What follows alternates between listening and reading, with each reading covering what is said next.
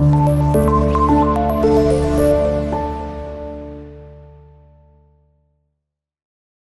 वालेकुम class, this is me Ghulam Nabi, your biology teacher. Okay dear class, आज जो topic start करने जा रहे हैं बहुत इंपॉर्टेंट टॉपिक है। चैप्टर नंबर 6 बायो एनर्जेटिक्स के अंदर हम लोगों ने मैकेनिज्म ऑफ रिस्पायरेशन स्टार्ट किया हुआ था। तो एरोबिक रिस्पायरेशन में हमने पहली स्टेज ग्लाइकोलाइसिस को डिटेल में कंप्लीट कर लिया था। डियर स्टूडेंट्स, अब नेक्स्ट स्टेज की तरफ हम मूव करेंगे, pyruvic acid oxidation. Dear students, बहुत इंपॉर्टेंट स्टेप है और इसके अंदर 2 से 3 मेजर कॉन्सेप्ट्स हैं जो आपने ग्रैब करने हैं इस टॉपिक में। अब देखिए, टॉपिक स्टार्ट करते हुए वो सबसे पहले कहता है कि pyruvic acid does not enter the Krebs cycle directly. मतलब कि जो ग्लूकोज से 2 पायरोविक एसिड बने थे, वो कहता है कि ये जो पायरोविक एसिड है ना, ये डायरेक्टली क्रेब्स साइकिल के अंदर पार्टिसिपेट नहीं करता, क्योंकि जो आपके पास पायरोविक एसिड है वो 3 कार्बन वाला कंपाउंड है। 3 कार्बन वाले 2 कंपाउंड होते हैं। तो वो कहता है कि डायरेक्टली क्रेब्स साइकिल में पार्टिसिपेट नहीं करता, तो क्रेब्स साइकिल के अंदर एंटर होने से पहले ये जो 3 कार्बन वाला कंपाउंड है, ये एक 2 कार्बन वाले कंपाउंड में कन्वर्ट होता है। उसको आगे चल के हम देखते हैं कि उस कंपाउंड का नाम क्या है। तो स्टूडेंट्स, ये 3 कार्बन वाला है, ये जो 2 कार्बन में कन्वर्ट होगा, तो ये इसके दौरान कुछ फॉलोइंग चेंजेस आएंगे। ठीक हो गया, क्रेब्स साइकिल के एंटर होने से पहले ये पायरोविक एसिड में कुछ चेंजेस आएंगे, तब वो पायरोविक एसिड का मॉलिक्यूल जो है 2 कार्बन वाले कंपाउंड में, 3 कार्बन से 2 कार्बन वाले कंपाउंड में कन्वर्ट होगा। तो कुछ चेंजेस आएंगे। अब उन चेंजेस को हम डिस्कस करेंगे वन बाय वन। स्टूडेंट, सबसे पहले वो कहता है कि एक मॉलिक्यूल कार्बन डाइऑक्साइड का रिमूव होता है from pyruvic acid, so it changes into acid aldehyde. अब आपने इस डायग्राम को गौर से समझना है स्टूडेंट्स। अब देखें, ये एक पायरोविक एसिड है। फॉर्मूला देखें तो देखें, इसमें 3 कार्बन है, मतलब C3H3 और एक 4 H4, और ऑक्सीजन कितने, 1 2 और ये 3। तो ये है फॉर्मूला पायरोविक एसिड का। अब इसको जो है वो फॉर्मूले को जब हमने ओपन करके लिखा है तो वो इस तरह से बन गया। अब होता क्या है, वो कहता है कि सबसे पहले इस पायरोविक एसिड के मॉलिक्यूल के अंदर से ये जो कार्बन डाइऑक्साइड है ये क्या हो जाती है, रिमूव। अब देखें, जब पायरोविक एसिड से हमने कार्बन डाइऑक्साइड को क्या करवा दिया, रिमूव करवा दिया, तो पीछे जो कंपाउंड बच गया हमारे पास वो कौन सा था, उसको बोलते हैं एसिटाल्डिहाइड। क्या बोला जाता है, एसिटाल्डिहाइड। अब यहां पर देखें आप कि ये H3C वैसे का वैसे, C डबल बॉन्ड O वैसे का वैसे लिख दिया, और यहां पे कार्बन डाइऑक्साइड तो रिमूव होगी, तो पीछे क्या बच गई, हाइड्रोजन। तो पहला स्टेप हम लोगों ने कंप्लीट कर लिया। स्टूडेंट, नेक्स्ट वो ये बात करता है कि ये जो एसिटाल्डिहाइड है ये फर्दर क्या होता है, ऑक्सीडाइज होते हैं। ये ऑक्सीडाइज किस तरह से होता है, वो कहता है कि एसिड एल्डिहाइड ऑक्सीडाइज होगा, मतलब इसने अपने अंदर से हाइड्रोजन को रिमूव करना है। तो स्टूडेंट, ये उसके अंदर वो हाइड्रोजन है जो रिमूव होगा। जब ये रिमूव होगा तो एसिड एल्डिहाइड ऑक्सीडाइज होगा। ऑक्सीडाइज होने का मतलब उसने हाइड्रोजन को रिमूव कर दिए। तो स्टूडेंट्स, जब वो हाइड्रोजन को रिमूव करेगा तो ये एसिड एल्डिहाइड फिर एसिड एल्डिहाइड नहीं रहेगा, बल्कि क्या बन जाएगा, ये बन जाएगा एसिटाइल ग्रुप। अब देखिए, एसिटाइल ग्रुप में और एसिड एल्डिहाइड में किस चीज का डिफरेंस है, सिर्फ एक डिफरेंस है, यहां पे हाइड्रोजन है यहां पे नहीं है, बाकी सारे का सारा फॉर्मूला सेम है। अब क्वेश्चन ये आता है कि सर जो हाइड्रोजन रिमूव हुआ वो कहां पर गया, तो वो हाइड्रोजन जो रिमूव हुआ उसने क्या किया कि यहां पे जो NAD पॉजिटिव का मॉलिक्यूल था इसको रिड्यूस करवाया, और इसको रिड्यूस किसके अंदर करवा दिया, NADH के अंदर। ठीक है, ये NAD पॉजिटिव था, इसके साथ जाकर हाइड्रोजन अटैच हुए, तो ये मॉलिक्यूल कन्वर्ट हो गया NADH के अंदर। ओके डियर स्टूडेंट्स, यहां तक कंप्लीट हो गया हमारा। ओके डियर स्टूडेंट्स, अब आ गया हमारे पास, अब हम पहुंच गए एसिटाइल ग्रुप तक। अब ये जो एसिटाइल ग्रुप है ये कंबाइन करता है एक कोएंजाइम के साथ जिसका नाम होता है कोएंजाइम ए। Coenzyme A. अब ये जो देखिए, अब ये रिएक्शन है, ऊपर से क्या चीज आ रही है, कोएंजाइम ए मिलेगा किसके साथ, एसिटाइल ग्रुप के साथ। जैसे ही एसिटाइल ग्रुप के साथ ये कोएंजाइम ए अटैच होता है तो नेक्स्ट जो आपके पास स्ट्रक्चर बनता है उसका नाम क्या होता है, एसिटाइल कोए। इसको एसिटाइल कोएंजाइम भी बोला जाता है। तो जब को एसिटेट अटैच हो गया तो ये एसिटाइल को ए बन गया आपके पास। तो डियर स्टूडेंट्स, ये जो मॉलिक्यूल है एसिटाइल को ए, ये बेसिकली एंटर होता है किसके अंदर, क्रेब्स साइकिल में। और आप यहां पर देख सकते हैं कि यहां पर ये 2 कार्बन हैं। कितने कार्बन है, 2। तो देखिए किस तरह से 3 कार्बन वाला मॉलिक्यूल था, किसमें कन्वर्ट हो गया, 2 कार्बन के अंदर। तो डियर स्टूडेंट्स, ये एक एसिटाइल को ए का मॉलिक्यूल है, और वैसे ये 2 बनते हैं। ठीक हो गया, क्योंकि पायरोविक एसिड भी 2 होते हैं तो ये भी 2 ही बनेंगे। ओके डियर स्टूडेंट्स, अब पॉइंट ये है, साइड बॉक्स बुक का रीड कर रहा हूं, वो कहता है कि जो ग्लूकोज है जब वो आपके टिश्यूज के अंदर मूव कर रहा होता है तो वो पैसिव ट्रांसपोर्ट के जरिए डिफ्यूज होता है टिश्यूज के अंदर। अब होता क्या है कि ग्लूकोज के इस मूवमेंट को कंट्रोल कर रहे होते हैं कुछ खास किस्म के चैनल्स, ठीक है, जिनको गेटेड चैनल्स भी बोला जाता है, ठीक है।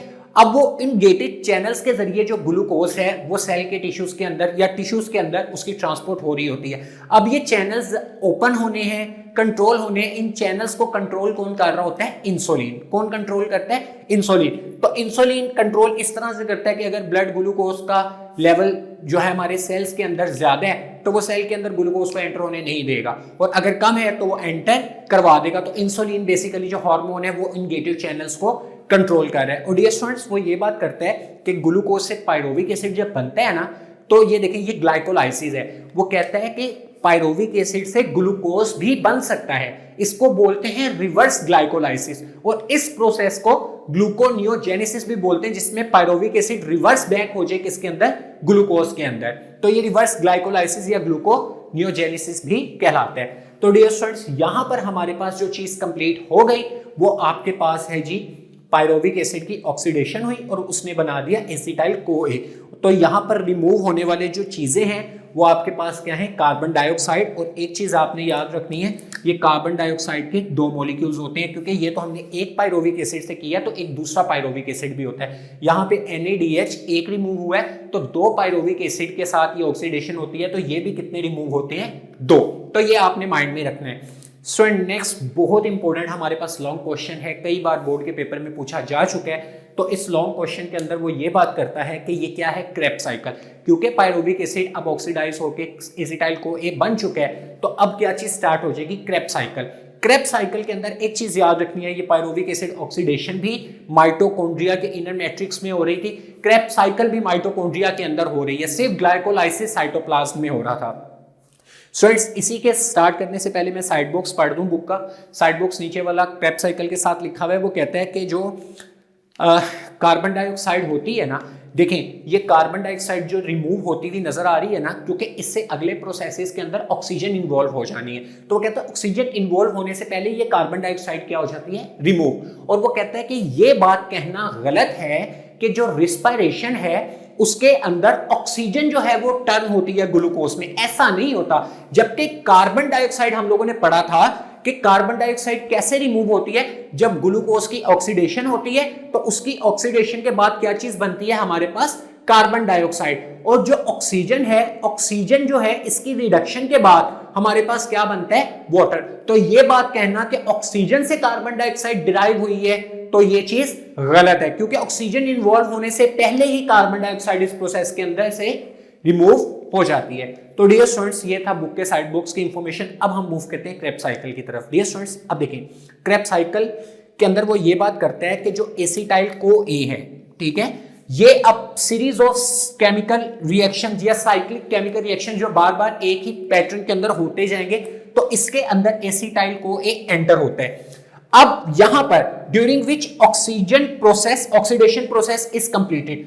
अब जब पायरोविक एसिड के अंदर से एसिटाइल CoA बनता है जो कि क्रेब्स साइकिल में आता है, तो इस एसिटाइल CoA की जब कंप्लीट यहां पर क्या हो जाती है? ऑक्सीडेशन। तो डेट मीन ऑक्सीडेशन का जो प्रोसेस है वो यहां पर कंप्लीट हो जाता है, मतलब कंप्लीट ग्लूकोज की जो ऑक्सीडेशन है वो क्रेब्स साइकिल में आके कंप्लीट हो जाती है। किस तरह से? वो कहते हैं कि इस साइकिल के ऊपर ज्यादा काम किया था एक ब्रिटिश बायोकेमिस्ट था जिसका नाम था सर हैंस क्रेब। उन्हीं के नाम की बेस के ऊपर इसको क्रेब साइकिल भी बोला जाता है, ठीक है। उसके बाद इसको सिट्रिक एसिड साइकिल भी बोला जाता है डियर स्टूडेंट्स, क्योंकि इसकी फर्स्ट प्रोडक्ट जो होती है वो एक 6 कार्बन वाला सिट्रिक एसिड होता है, ठीक है। आगे चल के हम पढ़ेंगे कि ये 6 कार्बन वाला सिट्रिक एसिड इसकी फर्स्ट प्रोडक्ट होती है, तो इसको सिट्रिक एसिड साइकिल भी बोला जाता है, ठीक हो गया। तो ये 6 कार्बन वाला सिट्रिक एसिड इसके पहले स्टेप में बनता है, अभी हमने डिटेल में पढ़ लेना है। All step of citric acid cycle occurs in mitochondria. तो क्रेब्स साइकिल है चाहे सिट्रिक एसिड साइकिल है, तमाम के तमाम स्टेप सिर्फ और सिर्फ किस में होंगे? माइटोकॉन्ड्रिया के अंदर। तो डियर स्टूडेंट्स, अब हम साइकिल स्टार्ट करते हैं। नोट पैड अपने साथ पकड़ लीजिए, बहुत सिंपल सा साइकिल है। अब इसमें होता क्या है स्टूडेंट्स? जो एसिटाइल CoA है ये क्योंकि इस साइकिल में एंटर हुआ है, और एक चीज याद रखनी है, ये एक एसिटाइल CoA एंटर हुआ है तो उससे प्रोडक्ट्स भी एक से ही जो बन रही है, ये जितनी प्रोडक्ट्स बनेगी वो एक एसिटाइल CoA से है। तो बेसिकली क्रेब्स साइकिल में हमारे पास 2 acetyl co A 1 by 1 add up होते हैं और उनसे वो प्रोडक्ट्स फिर आपने डबल कर लेनी है। अभी हम एक एसिटाइल को ए से बात को कंटिन्यू करेंगे। अब डियर स्टूडेंट्स, वो कहता है एसिटाइल को ए 2 चीजों से मिलकर बने, एक एसिटाइल ग्रुप और दूसरा कोएंजाइम ए। अब एसिटाइल को ए 2 चीजों में स्प्लिट होता है, एक होता है जी एसिटाइल ग्रुप के अंदर और दूसरा कन्वर्ट होता है जी ये कोएंजाइम ए के अंदर। ठीक है, 2 चीजों में एसिटाइल को ए कन्वर्ट होता है, पहला एसिटाइल ग्रुप और दूसरा कोएंजाइम। अब होता क्या है, एसिटाइल ग्रुप है जो यहां से अभी मैंने एक बात की कि 2 चीजें बनती हैं, एक एसिटाइल ग्रुप बनते हैं और दूसरा कोएंजाइम। अब एक चीज याद रखें, ये कोएंजाइम की कहानी हम यहां पर खत्म करने लगे हैं, इसको इस साइकिल से रिमूव कर दिया। जब इस साइकिल से कोएंजाइम को हम लोगों ने रिमूव कर दिया तो पीछे सिर्फ हमारे पास एसिटाइल ग्रुप बचा 2 कार्बन वाला। ठीक है, अब इस एसिटाइल के साथ आके क्या होगा, ये जो एसिटाइल है ये एक 4 कार्बन वाले मॉलिक्यूल जिसका नाम है ऑक्सैलो एसिटिक एसिड। क्या नाम है, ऑक्सैलो एसीटेट या ऑक्सैलो एसिटिक एसिड। ये कितने कार्बन वाला है, 1 2 3 4, ये 4 कार्बन वाला एक कंपाउंड है। इसके साथ एसिटाइल ग्रुप आकर लगता है जिसके अंदर कितने कार्बन हैं, 2। ठीक है, तो ये जब 4 कार्बन और 2 कार्बन आपस में इकट्ठे होंगे तो एक पहली जो प्रोडक्ट बनेगी वो एक 6 कार्बन वाला मॉलिक्यूल बनेगा जिसको बोलेंगे सिट्रिक एसिड। 6 कार्बन वाला मॉलिक्यूल है। अब देखिए 1 2 3 4 5 6 मॉलिक्यूल, 6 यहां पर जो है वो 6 कार्बन वाला मॉलिक्यूल बना जिसका नाम था सिट्रिक एसिड। तो देखें फर्स्ट स्टेप में सिट्रिक एसिड बना 6 कार्बन वाला, इस वजह से इसको सिट्रिक एसिड साइकिल भी बोला जाता है। स्टूडेंट्स, अब होता क्या है, कोएंजाइम ए तो यहां से क्या हो गया, रिमूव। सेकंड स्टेप क्या है, वो कहता है कि citric acid undergo oxidative decarboxylation. यहां पर बहुत इंपॉर्टेंट पॉइंट है, डीकार्बोक्सिलेशन का मतलब यह होता है कि यहां से कार्बन डाइऑक्साइड रिमूव होगी। ठीक है, और ऑक्सीडेशन का मतलब है कि यहां पर हाइड्रोजन जो है वो भी क्या होगा, रिमूव होगा। अब डियर स्टूडेंट्स, वो कहता है कि ये जो सिट्रिक एसिड है ना, इसमें से कार्बन डाइऑक्साइड क्या होनी है, रिमूव होनी है। कार्बन डाइऑक्साइड क्या होनी है, रिमूव। अब वो कहता है कि जब इसके अंदर से सिट्रिक एसिड के अंदर से कार्बन डाइऑक्साइड का जो एक मॉलिक्यूल है वो जब रिमूव होगा, लेट्स सपोज ये जो एक है, एक हमने यहां से क्या कर दिया, आउट कर दिया, तो पीछे क्योंकि एक कार्बन डाइऑक्साइड रिमूव हुई है तो पीछे जो मॉलिक्यूल बनेगा वो कितने कार्बन वाला होगा, वो 5 कार्बन वाला होगा, क्योंकि एक कार्बन तो यहां से क्या हो चुका है, रिमूव हो चुका है। तो अब पहला प्रोसेस हमारे पास कंप्लीट हो गया कि भाई यहां पे डीकार्बोक्सिलेशन हुई है। अब देखते हैं ऑक्सीडेशन कैसे हुई है। अब वो ये बात करता है कि फिर सिट्रिक एसिड पहले इसने डीकार्बोक्सिलाइज किया अपने आप को, कार्बन डाइऑक्साइड रिमूव किया और ये कार्बन डाइऑक्साइड रिमूव होती हुई नजर आ रही है आपको। अभी ये कार्बन डाइऑक्साइड नंबर 1 है। तो उसके बाद ये सिट्रिक एसिड ऑक्सीडाइज होगा, ये अपने अंदर से हाइड्रोजन को भी क्या करेगा, रिमूव करेगा। ठीक है, अब इस सिट्रिक एसिड के अंदर से एक हाइड्रोजन रिमूव हुआ। ठीक है, तो सिट्रिक एसिड ऑक्सीडाइज हो गया। अब क्वेश्चन ये आता है कि सर ये हाइड्रोजन जाएगा कहां पर, तो यहां पर NAD पॉजिटिव एक कोएंजाइम जो मौजूद है, ये जो है ये रिड्यूस होगा और रिड्यूस होके NADH बनाएगा। ठीक है, तो 3 चीजें यहां पे हुई हैं, NAD पॉजिटिव NADH के अंदर रिड्यूस हुआ है। रिड्यूस कैसे हुआ है, हाइड्रोजन आके लगा। हाइड्रोजन कहां से आया, सिट्रिक एसिड से, क्योंकि सिट्रिक एसिड ने हाइड्रोजन दिया तो वो खुद ऑक्सीडाइज हो गया। और साथ ही साथ सिट्रिक एसिड ने कार्बन डाइऑक्साइड को रिमूव किया था, तो साथ ही साथ इसकी डीकार्बोक्सिलेशन भी होगी। तो स्टूडेंट्स, अब वो जो 6 कार्बन वाला सिट्रिक एसिड था वो अब 5 कार्बन वाला एक मॉलिक्यूल बन गया, जिस मॉलिक्यूल का नाम है अल्फा कीटा ग्लूटेरिक एसिड। क्या नाम है, अल्फा कीटा ग्लूटेरिक एसिड, जिसके अंदर 5 कार्बन है। ओके स्टूडेंट्स, सेकंड स्टेप भी हमने कंप्लीट कर लिया। अब हम आएंगे थर्ड स्टेप के ऊपर। थर्ड स्टेप क्या होता है कि alpha keto glutaric acid undergo further oxidation. अब इसकी फर्दर क्या होनी है स्टूडेंट्स, ऑक्सीडेशन। ऑक्सीडेशन का मतलब इसके अंदर से हाइड्रोजन रिमूव होने हैं। ठीक है, और साथ ही साथ ऑक्सीडेशन के साथ डीकार्बोक्सिलेशन भी होनी है। तो स्टूडेंट्स अब देखें, ये डीकार्बोक्सिलेशन का मतलब क्या, 5 कार्बन वाला था, इसने अपना एक कार्बन क्या कर दिया, यहां से रिमूव कर दिया, तो यहां से दूसरा कार्बन डाइऑक्साइड का मॉलिक्यूल भी क्या हो गया, रिमूव। पहला स्टेप कंप्लीट के decarboxylation alpha keto glutaric acid की हुई है। उसके बाद क्या होगा, अब इसकी ऑक्सीडेशन होती है। ऑक्सीडेशन का मतलब स्टूडेंट्स ये है कि ये अल्फा कीटा ग्लूटेरिक एसिड अपने अंदर से हाइड्रोजन को रिमूव करेगा, हाइड्रोजन एटम को। अब वो हाइड्रोजन एटम जाकर करेंगे क्या, कहां पर गए, तो जब ये हाइड्रोजन एटम को रिमूव करेगा दैट मींस खुद इसकी क्या हो गई, ऑक्सीडेशन, ये ऑक्सीडाइज हो गया हुआ है। तो अब यहां पर दूसरा NAD पॉजिटिव मौजूद होगा, तो दूसरा NAD पॉजिटिव जो हमारे पास है वो रिड्यूस होगा किसके अंदर, NADH। तो NAD पॉजिटिव रिड्यूस हुआ, ये रिड्यूस हुआ, ये रिड्यूस कैसे हुआ, हाइड्रोजन कहां से आए, अल्फा ग्लूटारिक एसिड से, तो ये खुद ऑक्सीडाइज हो गया।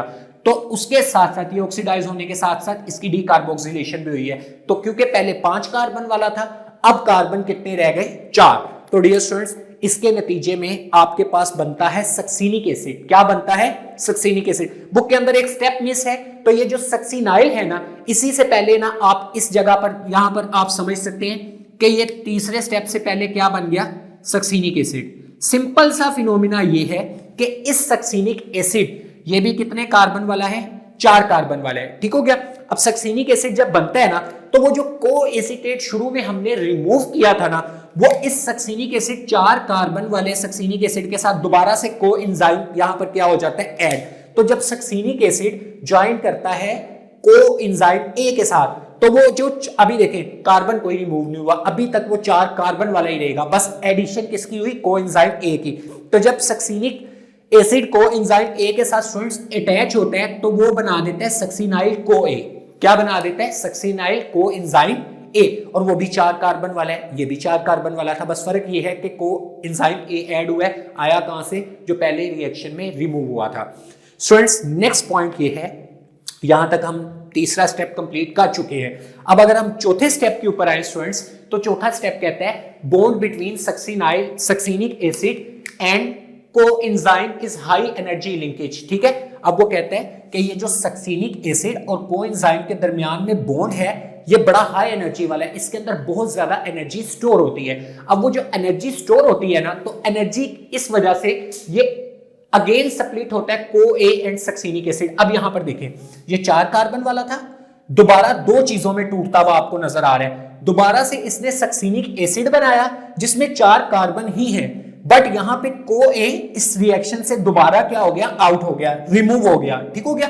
तो इसके रिमूव होने से निकली एनर्जी, क्या निकली, एनर्जी। अब वो एनर्जी कहां पर गई, ये क्वेश्चन है कि सर वो एनर्जी कहां पर गई। तो डियर स्टूडेंट्स, यहां पर हमारे पास एडीपी का एक मॉलिक्यूल था, वो एनर्जी इस मॉलिक्यूल के पास आई, उसने इसके साथ फॉस्फेट को अटैच करवाया, फॉस्फेट को अटैच करवाने के बाद ये कन्वर्ट हो गई एटीपी के अंदर।